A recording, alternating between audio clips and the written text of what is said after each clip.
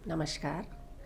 आज का वीडियो उन लोगों के लिए है जिन्हें रात को खर्राटे आते हैं, स्लीप एपनिया की प्रॉब्लम है और जो मुंह से सांस लेते हैं। इसके लिए आज मैं आपके साथ शेयर कर रही हूँ बहुत ही अच्छी टंग की, जीभ की एक्सरसाइज और एक प्राणायाम। बहुत इफ़ेक्टिव हैं ये दोनों क्रियाएं। करके देखेंगे, आपको पहले दिन से ही, बल्कि अभी से जब आप प्रैक्टिस करेंगे तब से आपको अच्छा असर महसूस होने लगेगा।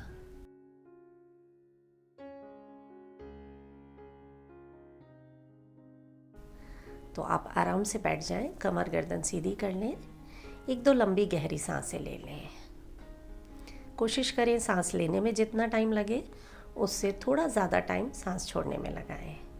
सांस भरें, सांस छोड़ें। एक और बार, इनहेल एंड एक्सेल।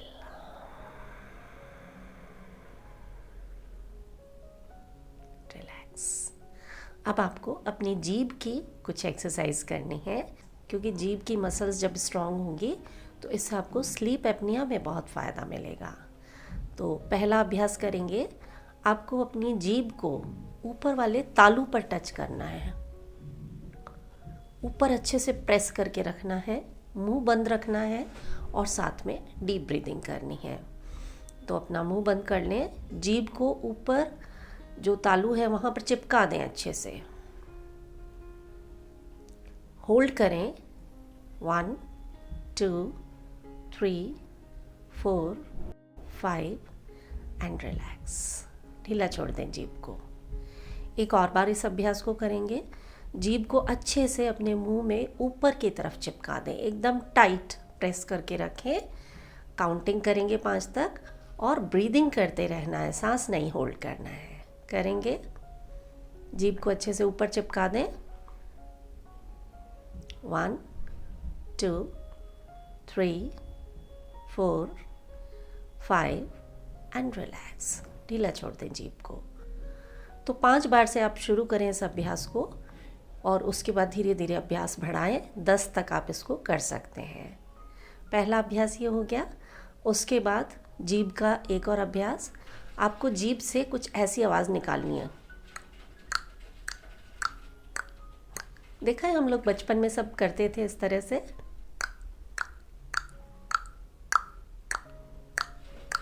यानी जीभ को आप ऊपर टच करते हैं और जब नीचे लाते हैं तो इस तरह का साउंड आता है। ये आप करेंगे लगातार 8-10 बार करें मेरे साथ।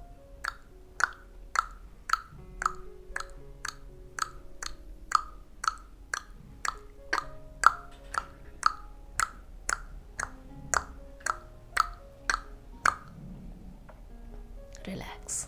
इस तरह से 20-20 के आपको 3 अभ्यास करने हैं।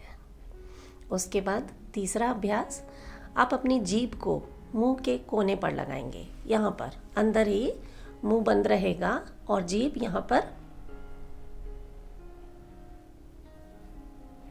इस तरह से टच होगा। एक बार लेफ्ट, एक बार राइट। होल्ड करके रखना है, अच्छे से प्रेशर लगाना है। आपका मुंह बंद रहेगा, नाक से सांस लेते रहेंगे। करेंगे एक बार मेरे साथ। इस जगह पे टच कर रही हूँ मैं, यहाँ अंदर गालों पे नहीं, यहाँ पर बिल्कुल आपके माउथ का जो लेफ्ट और राइट कॉर्नर है वहाँ पर आप अपनी जीभ को टच करें। चेंज।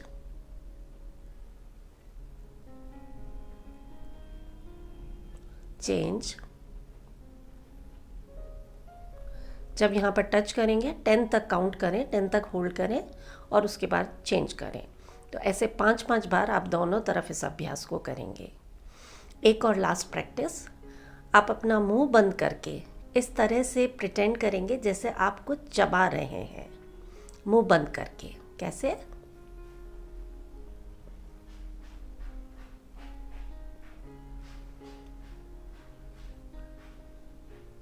और इस वक्त आप ब्रीदिंग करते रहेंगे। तो ऐसा जिम करें जैसे आपके मुंह में च्युइंगम है और मुंह बंद करके आप उसको खा रहे हैं। तो ये अभ्यास आप करें 5-5 6-6 बार और 2-3 बार इस अभ्यास को कर लें आप। ठीक है, एक राउंड में 5-6 बार करेंगे और 2-3 बार इस प्रैक्टिस को करना है। उसके बाद आप करेंगे उज्जयी प्राणायाम। उज्जयी ब्रीदिंग जो है, उज्जयी प्राणायाम, ये खर्राटों के लिए बहुत इफ़ेक्टिव है और ये साथ ही हमारे लंग्स की कैपेसिटी को बढ़ाता है। तो जो लोग मुंह से ब्रीदिंग करते हैं वो बहुत कम ऑक्सीजन ले पाते हैं।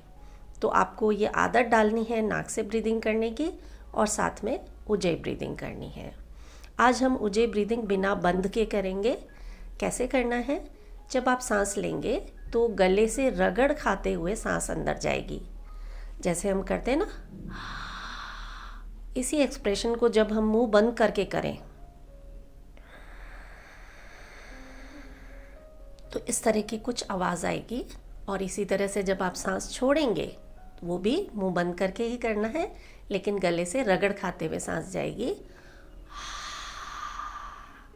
ये वाला जो एक्सप्रेशन है ये आपको मुंह बंद करके करना है। So this is Ujjayi breathing. तो ये हम 10 राउंड करेंगे रोज़ाना, 10 राउंड सुबह, 10 राउंड शाम को। अभी 2-3 अभ्यास मेरे साथ करें। आराम से कमर गर्दन सीधी कर लें और गले से रगड़ खाते हुए सांस लेनी है। ध्यान रखें, मुंह से सांस नहीं लेना है, नाक से ही सांस लेना और छोड़ना है। कैसे करेंगे? आइए, सांस भरें,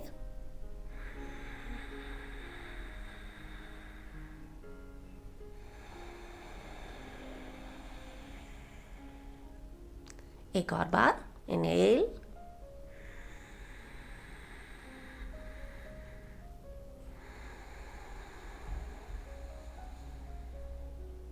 एक राउंड और करते हैं।